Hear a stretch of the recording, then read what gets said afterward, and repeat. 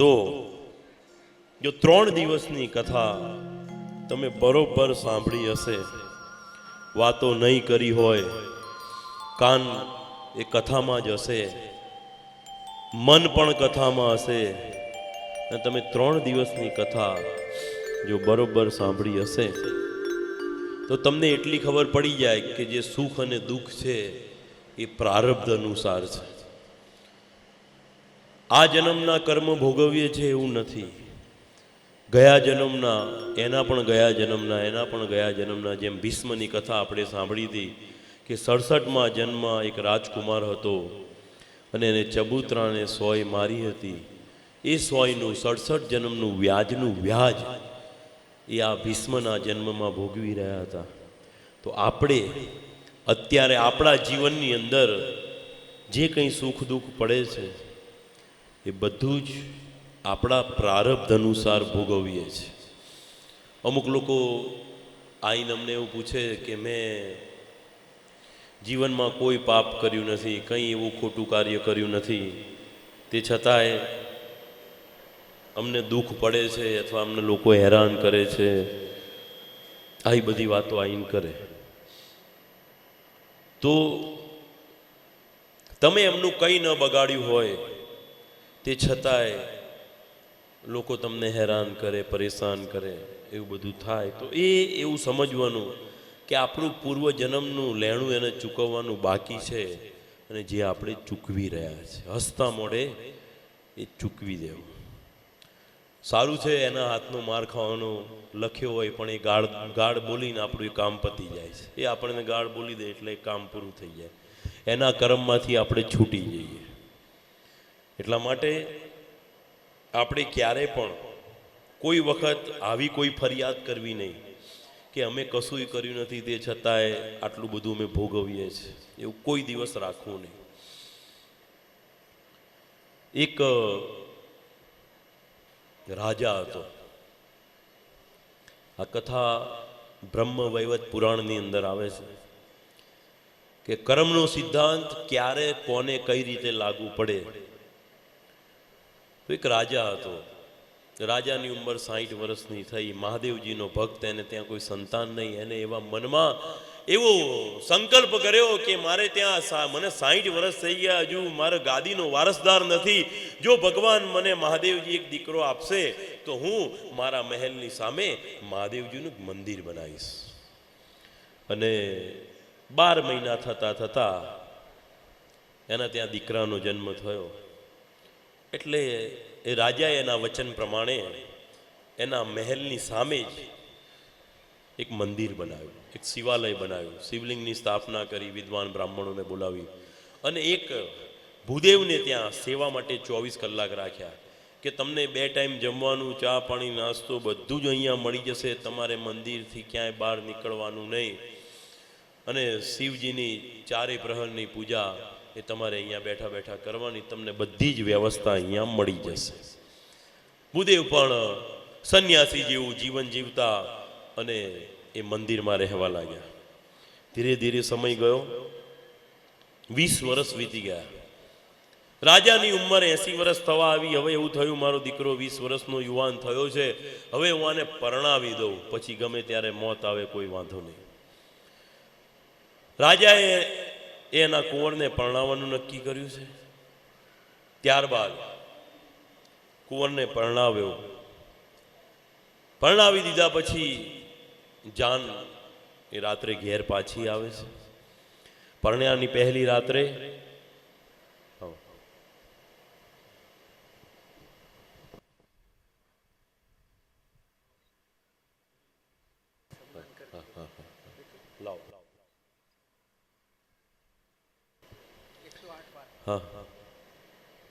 આપણી વચ્ચે આજે આપણા સમાજનો બોડાણો કહેવાય જયરામભાઈ ભગત ધોળકાથી, જે 108 વખત ધોળકાથી દ્વારિકા ચાલતા ગયા છે. 108 વખત બોડાણો. તો એવું લખ્યું છે, એવું કહે છે કે 70 વર્ષ વીત્યા છે એમ ત્યારે પૂરણ થઈ છે ને એમ બોડાણો જીત્યો છે. દાવો પ્રભુના હૈયે પ્રગટ્યો ભાવ, હવે લાવજે ગાડું સાથ, બોલ્યો વિશ્વ સકળનો નાથ. તો બોડાણો તો 70 વખત ડાકોરથી દ્વારકા ગયો હતો, પણ આ ભગત એ ધોળકાથી દ્વારકા 108 વખત ગયા, બોડાણાને પણ વટી ગયા. અને આજે એ ભગવાનના લાડીલા ભક્ત આપણી વચ્ચે ઉપસ્થિત છે અને અમને બહુ આનંદ થયો એ અહીંયા પધાર્યા. એમનું ખૂબ ખૂબ સ્વાગત. પધારો. અને બોડાણા જેવું જ આમનું જીવન છે, એ ઘેર રહ્યા જ નથી. જ્યારે જઈએ ત્યારે કે ભગત દ્વારકા ગયા, ભગત દ્વારકા, ચાલતા જ જાય, પાછા ચાલતા જ નીકળી જાય. એવા ભગત આપણી વચ્ચે ઉપસ્થિત. આવા માણસોના પગલાં પડે આપણને ઘણા આશીર્વાદ મળે અને પરમાત્મા એમને ખૂબ શક્તિ આપે ને આવીને આવી ભક્તિ આપે ને એ આપણને આવા આશીર્વાદ આલે કે આપણે આવીને આવી ભક્તિ કરીએ. બોલો રણછોડ રાય કી.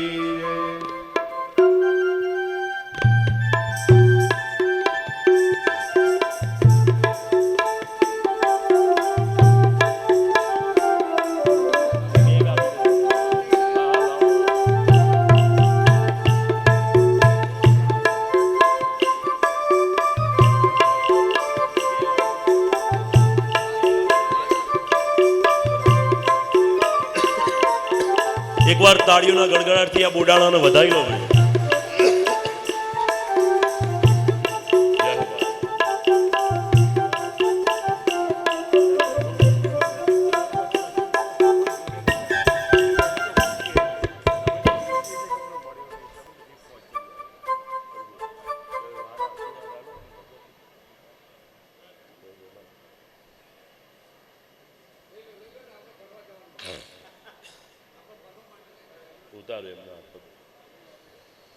બોલો રણછોડ રાય કી જય. તો એ દીકરાને 20 વર્ષ થયા, એ કુંવરને પરણાવ્યો, પરણાવીને ઘેર લાયા. પરણ્યાની પહેલી રાત્રિએ એવી એક ઘટના ઘટે છે કે જે સ્ત્રી જે પરણીને આવી એને નિંદ્રા આવતી નથી અને એ બારીના ઝરૂખે ઊભી છે. એવામાં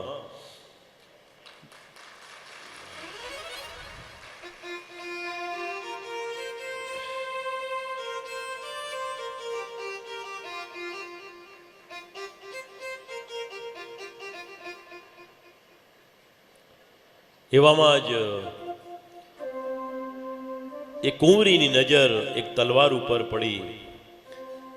ક્ષત્રિયો માટે તો તલવારની કોઈ નવાઈ ન હોય, પણ એ તલવારની મૂઠ ઉપર મણી જડેલા હતા. એને એવું થયું કે આ તલવાર મ્યાનમાંથી કાઢીને જોવું. જ્યાં મ્યાનમાંથી એ તલવાર કાઢવા જાય અને એવામાં જ બારીનો પડદો થોડો ખસવો, ચંદ્રનો પ્રકાશ એ તલવાર ઉપર પડવો અને એ તલવારનો પ્રકાશ એ કુંવરીની આંખમાં પડતા જ હાથમાંથી તલવાર છટકી ગઈ. તલવાર છટકી ગઈ અને તલવાર છટકી અને કુંવરના ગળા ઉપર પડીને એ જ સમયે કુંવરનું મૃત્યુ થઈ ગયું. કુંવર મૃત્યુ પામ્યો છે. હવે આ સ્ત્રી બેઠી બેઠી રડે કે મારો કોઈ વાંક નથી, મારા હાથમાંથી ભૂલથી તલવાર પડી ગઈ છે, મેં આને જાણી જોઈને માર્યો નથી. જો હું આવું કહેવા જઉં તો મારા બાપની આબરૂ જાય. હવે શું કરવું એમ કરી અને ત્યાં બેઠી છે ને એટલામાં પરોડિયાનો સમય થયો અને બહાર કંઈક ખખડાટ થયો તો એને બારીમાંથી જોયું તો સામે શિવાલયમાં પેલા જે ભૂદેવ જે ત્યાં મંદિરમાં સેવા કરતા હતા એ સ્નાન ઇત્યાદિ કાર્ય કરવા માટે મંદિરથી બહાર નીકળ્યા અને કંઈક વાસણ ખખડવાનો અવાજ આવ્યો. એટલે એ કુંવરીએ એ સમયે બૂમ પાડી શકે, બચાવ બચાવ, કોઈ કુંવરને મારીને જતો રહ્યું. સૈનિકો બધા દોડતા દોડતા આવ્યા કે ક્યાં ગયો એ? તો કે સામે મંદિર બાજુ ઇશારો કર્યો કે આમ ગયા છે. સૈનિકો બધા ત્યાં દોડ્યા, ભૂદેવ સિવાય કોઈ મળ્યું નહીં. આજુબાજુ બધે તપાસ કરી. એટલે સૈનિકોને એવું થયું કે આ ભૂદેવે જ, આ બ્રાહ્મણે જ આ રાજાના કુંવરને મારી નાખ્યો. એને બંદી બનાવી અને રાજમહેલમાં હાજર કર્યો, રાજાની સમક્ષ ઉભો કર્યો છે. સૈનિકોએ કહ્યું છે કે અમે બધે તપાસ કરી, દરેક જગ્યાએ શોધખોળ કરી, પણ આના સિવાય કોઈ મળ્યું નથી. આને જ કુંવરને માર્યો છે ને પેલો ભૂદેવ પ્રાર્થના કરે રે મહારાજ, હું તો આ 20 વર્ષથી અહીંયા છું, મંદિરની બારે નીકળ્યો નથી, તમારો મહેલ કેવો છે એ જોયો નથી, કુંવરનો કક્ષ કયો છે એ મને ખબર નથી, મેં તમારા દીકરાને નથી માર્યો. ભૂદેવ આજીજી કરે, વિનંતી કરે, તે છતાંય કોઈ માનતું નથી. રાજાને પણ એવું થયું કે આ એવું કાર્ય કરે નહીં, પણ આ લોકો કહે છે તો વાતમાં કંઈક તો હશે જ. એટલે રાજાએ એવું નક્કી કર્યું કે આ બ્રાહ્મણ છે એને મારવો નથી, પણ એના 2 હાથ કાપી નાખો. એ ભૂદેવના 2 હાથ કાપી નાખ્યા અને એને ગામમાંથી કાઢી મૂક્યો. હવે આને શું લેવા દેવા હતું? આ મહારાજને, આ કુંવરને મરી જવાને, એના 2 હાથ કાપી નાખવાને શું લેવા દેવા? કઈ લેવા દેવા ખરું? એના 2 હાથ કપાઈ ગયા. ભૂદેવ એ ત્યાંથી ગામમાંથી નીકળી ગયા. ફરતા ફરતા ફરતા ફરતા એક દિવસ એક કાશીમાં આવ્યા. કાશીમાં આજે પણ એવા વિદ્વાન જ્યોતિષો છે કે જે તમારું ભૂત ભવિષ્ય વર્તમાન ને બધું જ કહી દે. આજે પણ એવા લોકો કાશીમાં નિવાસ કરે છે. એ ભૂદેવને એવું થયું કે અહીંયા કાશીમાં આવ્યો છું તો મેં એવું સાંભળ્યું છે કે અહીંયા ઘણા બધા જ્યોતિષાચાર્યો રહે છે, એમાં જે પ્રખર જ્યોતિષ હોય એના ઘેર જઈ અને મારું આનું કારણ પૂછવું કે મેં કશું જ બગાડ્યું નહોતું રાજાનું, તે છતાંય મારા 2 હાથ રાજાએ કપાવી નાખ્યા, આનું કારણ શું? એ ભૂદેવ ફરતો ફરતો એક મોટા પંડિતને ત્યાં, એક મોટા જ્યોતિષને ત્યાં ગયો. સવારનો સમય હતો. ભૂદેવ ત્યાં પહોંચ્યા. જ્યોતિષ તો હતા નહીં, ક્યાંક કોઈ કાર્યથી બહાર ગયા હતા. જેવા ડેલી ખખડાઈને અંદર ગયા, જ્યોતિષના પત્ની હતા. એ જ્યોતિષની પત્ની કોઈ અંદર ઘરમાં આવ્યું એવું એમને થયું એટલે તરત જ મોઢામાંથી ગાળ નીકળી ગઈ. કયો નખોદિયો આવ્યો, કયો મુવો આવ્યો, કોણ છે, શું કરવા આવ્યા છો? જેમ ભાવે એમ શબ્દો બોલવા લાગ્યા. એટલે પેલા ભૂદેવે કહ્યું કે હું મારે પંડિતજીનું કામ છે, જ્યોતિષનું કામ છે, ક્યાં ગયા છે? એટલે પેલી જ્યોતિષની પત્ની શું જવાબ આપે? જાઓ, એ ગયા છે શમશાને. આપણી ભાષામાં કહીએ તો મોહણીએ જ્યાં જાઓ તમે પાછળ ને પાછળ જાઓ. એ તો શમશાને ગયા, મણિકર્ણિકા ઘાટ ઉપર. પેલાને ઝટકો વાગ્યો એકદમ કે દુનિયાનો સૌથી મોટામાં મોટો જ્યોતિષ અને આ એની પત્ની આવું એને બોલે. એટલે પેલા ભૂદેવે વિચાર કર્યો કે હું તો મારું દુઃખ જાણવા માટે અહીં આવ્યો તો, પણ મને એવી ખબર નથી કે કાશીમાં એક આગળા કારા જ છે. જે મારું દુઃખ છે એવું ને એવું દુઃખ આના ઘેરે છે, આના ઘેરે આવું દુઃખ છે. એટલે ભૂદેવે નક્કી કર્યું કે હવે મારું દુઃખ તો એક બાજુ રહ્યું, પણ અમારે જ્યોતિષને હવે મળવું જ છે, હવે જવું નથી. એને પૂછવું છે કે ભાઈ તું દુનિયાનો પ્રખર જ્યોતિષ છે તો તારા ઘેર આટલું બધું દુઃખ કેમ છે? 7 સુધી ભૂખ્યો ને તરસ્યો બેસી રહ્યો, પેલી પાણીએ પાયું નહીં, 1 ગ્લાસ પાણીએ ન આપ્યું. 7 સુધી બેઠી રહ્યો અને સાંજ પડી અને જ્યોતિષાચાર્ય ઘેર આવ્યા છે. ભૂદેવે જોયા કે આજ મહારાજ લાગે છે. એમને માથું નમાવીને વંદન કર્યા. એમને કીધું આવો અંદર. જ્યોતિષ મહારાજે કીધું કે અંદર આવો. જેવા અંદર આયા તરત જબ્બો ટીંગાળી અને ત્યાં ચોકડીમાં હાથ પગ ધોઈ મોઢું બોડું લૂસતા હતા અને એવામાં રસોડામાંથી બૂમ પડી, આયા. એટલે કશું બોલ્યો નહીં, જ્યોતિષ કશું ન બોલ્યો. આવી રીતે કીધા વગર જતા રહેશો ને પાછળ લાઈન લાગે છે અને મારે બધાને ના કહેવાના શબ્દો કેવા પડે ખબર પડતી નથી, તમે ક્યાં જતા રહો છો? આમ ને તેમને બધું જેમ ફાવે એમ બોલવા લાગ્યું. અતિશયોક્તિ થઈ ગઈ બોલવામાં, પણ જ્યોતિષ કશું બોલે નહીં. એ તો હાથ પગ ધોઈને તૈયાર થઈ અને એમના ત્યાં જે બાર ઓસરીમાં ગાદી બનાવી હતી એ ગાદીમાં જઈને બેઠા અને પેલા ભૂદેવને બોલાયા કે આવો ભાઈ બેસો. પાણી પીધું, ચા પાણી કર્યા છે. હવે પેલો કશું બોલ્યો નહીં કે કશો વાંધો નહીં. પાછા જ્યોતિષ ઊભા થઈ ગયા ગાદી ઉપરથી, રસોડામાંથી એક ગ્લાસ પાણી ભરી આવ્યા અને પેલીને કહે છે એવું કે આ સવારથી આવ્યા છે, એમને એક ગ્લાસ પાણી તો પાવું જોઈએ ને તારે. પાછી પેલી ગાળો બોલવાનું ચાલુ કરી દીધું. હશે બાપા એમ કરી અને એક લોટો પાણીનો ભર્યો, પેલા ભૂદેવને પીવડાવે ને પછી બેઠા પછી પેલા ભૂદેવે પૂછ્યું કે મહારાજ, કે હા, હું અહીંયા મારા દુઃખ માટે આવ્યો હતો, પણ અહીં આયા પછી મેં તમારું દુઃખ જોયું ને એટલે મને એવું થયું કે હવે મારે અહીંયાથી જવું નથી, પણ મારે તમારું દુઃખ પૂછવું છે કે તમે દુનિયાના પ્રખરમાં પ્રખર જ્યોતિષ છો, તે છતાંય તમારા ઘેર આટલું બધું દુઃખ કેમ?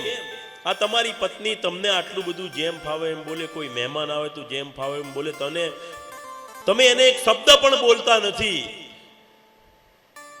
આનું કારણ જણાવશો? ત્યારે જ્યોતિષ આચાર્ય એવું કહે છે, ભૂદેવ એનું કારણ જાણવું છે?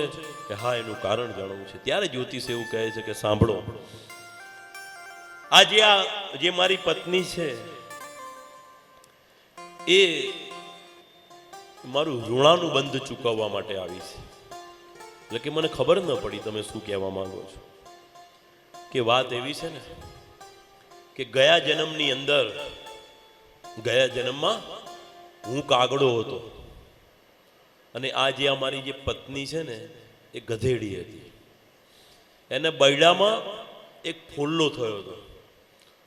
બરડામાં એક ફોલ્લો થયો અને હું કાગડો હતો. એના ફોલ્લામાં રોજ ચાંચ મારતો, રોજ ચાંચ મારું. એને બહુ હેરાન થતી, મારા કારણે બહુ હેરાન થતી. એને એક વખત એવું નક્કી કર્યું કે આ કાગડાથી હું કંટાળી ગઈ છું, હવે મારે આ ગામ છોડી દેવું છે.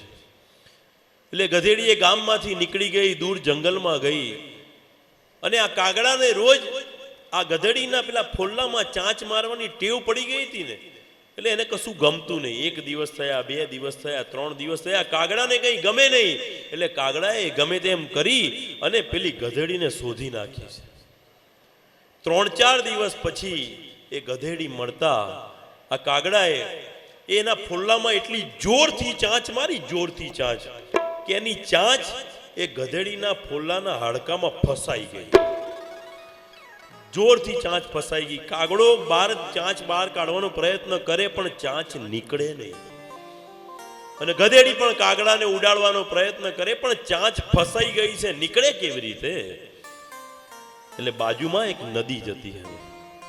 આ ગધેડીને એવું થયું કે હું પાણીમાં જઉં અને કદાચ આ કાગડાને પાણી અડે ને કાગડો ઉડી જાય તો બચાય. એ ગધેડી ધીરે ધીરે પાણીમાં ગઈ, પણ એવું થયું કે પાણીનું વહેણ થોડું વધ્યું ને તો ગધેડી અને કાગડો બંને જણા તણાઈ ગયા અને બંનેનું મૃત્યુ થયું. અને એ નદી બીજી કોઈ નદી નહીં પણ ગંગાજી હતા. ગંગાજીમાં મૃત્યુ થવાને કારણે અમારો આ બીજો જન્મ એ બ્રાહ્મણને ત્યાં થયો અને હું એક પ્રખર જ્યોતિષ થયો અને આનો જન્મ પણ એક બ્રાહ્મણને ત્યાં થયો. અને ગયા ભવનું ઋણ ચૂકવવા માટે મારી પત્ની થઈને આવી છે. મેં એને બહુ ચાંચો મારી એટલે એ આ જીવનમાં અત્યારના જીવનમાં હું એનું ઋણ ચૂકવી રહ્યો છું. એના શબ્દો મારે સાંભળવા જ પડશે. જો હું નહીં સાંભળું તો પાછો મારો ફરીથી એની સાથે જન્મ થશે ને ફરીથી કોક સંબંધે અમે જોડાઈશું અને ફરીથી મારે એના મેણા ટોણા આ જીવન સાંભળવા પડશે. એટલા માટે ફરીથી કોઈ નવું ઊભું ન થાય એટલા માટે હું એનું સાંભળી લઉં છું. એક શબ્દ એને બોલતો નથી, એક શબ્દ એને નથી બોલતો. ભૂદેવને આ વાતથી સંતોષ થયો. પછી જ્યોતિષ પૂછે છે કે તમે કેમ આયા? ત્યારે ભૂદેવ એવું કહે છે કે મારો કોઈ વાંક નહોતો, તે છતાંય મારા 2 હાથ રાજાએ કપાવી નાખ્યા. રાજાનો કુંવર મરી ગયો, હું તો કોઈ દિવસ મંદિરની બહાર નીકળ્યો નથી. ત્યારે જ્યોતિષ કહે છે કે સાંભળો, ગયા જન્મની અંદર તમે સાધુ હતા અને તમારે સત્ય બોલવાનું વ્રત હતું. તમે જંગલમાં વડના ઝાડ નીચે બેસતા. એક વખત એક કસાઈ એક ગાયને મારવા માટે દોડ્યો છે. ગાય દોડતી દોડતી એ તમારા ડાબી બાજુ થઈને નીકળી ગઈ. કસાઈ પણ ગાયની પાછળ દોડ્યો. હવે એ કસાઈને ખબર ન રહી કે ગાય આ બાજુ ગઈ કે આ રસ્તે ગઈ કે આમ ગઈ. એટલે કસાઈને ખબર હતી કે સાધુને સત્ય બોલવાનું વ્રત છે, જૂઠું નહીં બોલે. એટલે એ કસાઈ સાધુ પાસે આવ્યો. સાધુને આવીને એવું કહે છે કે પેલી ગાય એ ક્યાં ગઈ, કઈ દિશામાં ગઈ? સાધુને ખબર હતી કે આ કસાઈ છે, આ ગાયને લઈ જઈને મારી નકશે. જો એ જૂઠું બોલ્યા હોત તો એમનું વ્રત ન તૂટત. ગાયને બચાવવા માટે જૂઠું બોલ્યા હોત તો એ વ્રત ન તૂટત. પણ એમને એવું કહ્યું કે ગાય આમ ડાબી બાજુ ગયું, જે હાથ આમ કર્યો ને એ કારણે આ તમારા બે હાથ આ જન્મની અંદર કપાઈ ગયા છે. ગાયને બચાઈ નહીં એટલા માટે. અને જે પેલો કસાઈ હતો એ બીજો કોઈ નહીં પણ આ જન્મની અંદર કુંવર થયો. અને જે પેલી ગાય હતી એ ગાય બીજી કોઈ નહીં પણ પેલી કુંવારી, પેલી જે સ્ત્રી હતી એ પેલી ગાય હતી. અને એનું ઋણ આ જન્મમાં ચૂકવાઈ ગયું છે. એટલે કર્મ કોઈને છોડતું નથી, નથી ને નથી. આ જન્મની અંદર જો કદાચ તમને એવું થાય કે મેં કોઈનું કંઈ બગાડ્યું નથી, તે છતાંય મને કોઈ આટલું બધું બોલી જાય છે, આટલું કહી જાય છે, આટલું મારી જાય છે, મારું લૂંટી જાય છે, મારું ખાઈ ગયો, મારા પૈસા લઈને જતો રહ્યો અને વ્યાજે આપેલા હતા અને ભાગી ગયો, કોઈ ચિંતા ના કરશો. એ તમારા ગયા ભાવનું ચૂકવવાનું હતું, ચૂકવાઈ ગયું ને તમે છૂટી ગયા આમાંથી. તમે આમાંથી છૂટી ગયા અને તલવારનો ઘા એ 100થી મટી ગયો. કોઈ કદાચ તમને ગાળો બોલે ને, અતિશય ગાળો બોલે ને તમારો કઈ વાંક ન હોય તે છતાંય તમને ગાળો બોલે તો હૃદયથી હસતા હસતા સાંભળી લેવાનું. કારણ કે શી ખબર ભગવાનના ચોપડે એના હાથનો માર ખાવાનો લખ્યો હોય પ્રભવનો, અને એ ગાળ બોલીને જો પતી જતું હોય તો પતી જવા દો ને. શું કરવા સામે ગાળ બોલીને નવા બંધન બાંધો છો? કોઈ પણ વ્યક્તિ જ્યારે આપણું અતિશય અપમાન કરે ત્યારે એને હસીને પી જજો, એને સહન કરી લેજો, એટલે તમે એ બંધનમાંથી છૂટી જશો. એટલે આ 3 દિવસની કથા સાંભળી તમે બધાએ, તો આ કથામાંથી આટલું શીખીને જજો, આટલું ઘેર લઈને જજો કે કોઈ પણ વ્યક્તિ ગમે ત્યારે ગમે તેવું બોલે, હસતા મોઢે બસ સહન કરી લેજો. સહન શક્તિ ભગવાન પાસે માગજો. સહન કરી લેશો એ તમે ભવ પાર ઉતરી ગયા, પછી કશું જ કરવાની જરૂર નહીં પડે. તો ગઈકાલની કથામાં આપણે જોયું કે